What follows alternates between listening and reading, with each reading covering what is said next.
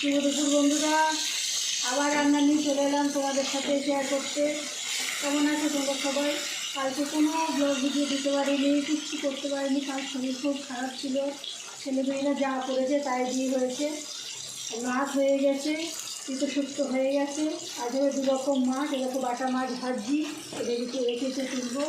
তারপর আলু কেটে রেখেছি, বেগুন কেটে রেখেছি, বড়ি দিয়ে পাতলা করে একটা ঝোল হবে। আর এই দেখো পাবদা মাছ রাখা আছে, পাবদা মাছের ঝাল হবে। আর আমের চপ। সাথে থাকো, দেখতে থাকো। হ্যাঁ, আলুটা ভাজা হয়ে গেছে। আবার লবণ দিয়ে দিচ্ছি, দিয়ে জল দিয়ে মাছটা দিই।